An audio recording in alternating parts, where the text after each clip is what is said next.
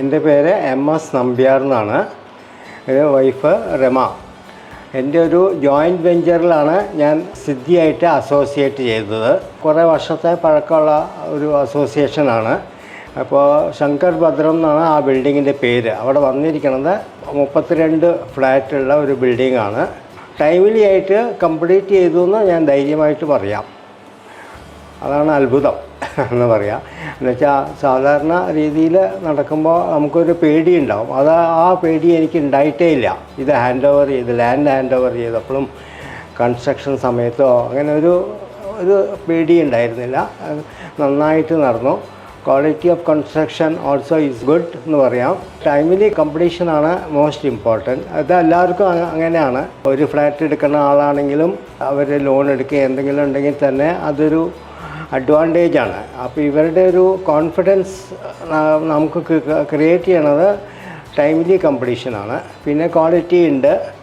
അതുപോലെ പല ആസ്പെക്റ്റിലും they are available. അതായത് ദേ ആർ ലോക്കലി അവൈലബിൾ. നമ്മളിപ്പോൾ വേറെ ബിൽഡറാണെങ്കിൽ വല്ലപ്പോഴേ കാണുള്ളൂ. അങ്ങനെയല്ല, ഇവരെ ദിവസവും കാണും ആണെങ്കിൽ.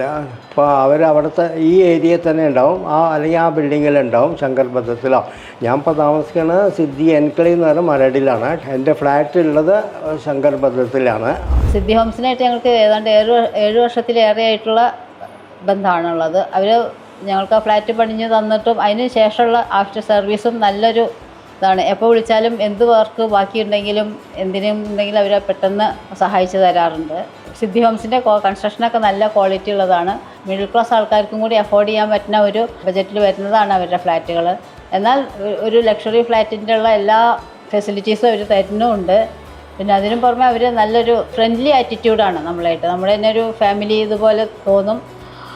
സിദ്ധി ഹോംസുകാർ എല്ലാവരും അതെ, എല്ലാവരും നമ്മൾ എന്തെങ്കിലും ഒരു വർക്ക് എന്തെങ്കിലും ഉണ്ടെങ്കിലോ അല്ലെങ്കിൽ എന്തുണ്ടെങ്കിലും അവർ നല്ലൊരു ഇതായിട്ട് വന്ന് നമ്മളെ ഹെൽപ്പ് ചെയ്യാറുണ്ട്. എല്ലാ കാര്യത്തിലും റെക്കമെൻഡ് ചെയ്യാനോ അതിൻ്റെ ഒന്നും ആവശ്യം വരുന്നില്ല. അവരെപ്പോൾ ഫ്ലാറ്റ് പണിയുമ്പോഴും അപ്പോൾ തന്നെ എല്ലാം ബുക്കിംഗ് 100% ആവാറുണ്ട്. ബാങ്കും അവരെ നല്ലോണം റെക്കമെൻഡ് ചെയ്യുന്നുണ്ട്.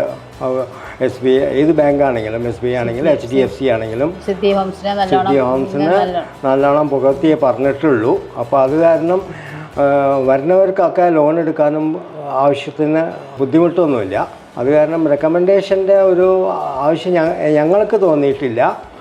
എപ്പോഴും ഫുള്ളി ബുക്ക്ഡാണ്. ചോദിക്കുമ്പോൾ ഫുള്ളി ബുക്ക്ഡാണ്. പിന്നെ ഇവർ വേറൊരു പ്രത്യേകത സിദ്ധി ഹോംസിൻ്റെ അവരെടുക്കുന്ന ലൊക്കേഷനുകളാണ്. എല്ലാ സ്ഥലത്തേക്കും എത്തിപ്പെടാൻ സൗകര്യമുള്ള ഒരു ലൊക്കേഷനായിരിക്കും അവരുടെ. അമ്പലമായാലും ഹോസ്പിറ്റലായാലും എല്ലാം. പിന്നെ വഴികളും അതെ, ചെറിയ സ്ഥലത്തോ അങ്ങനെയൊന്നല്ല അവരുണ്ടാക്കുന്നത്. എല്ലാം എത്തിപ്പെടാനും എല്ലാ സൗകര്യങ്ങളും ഉള്ളതാണ്.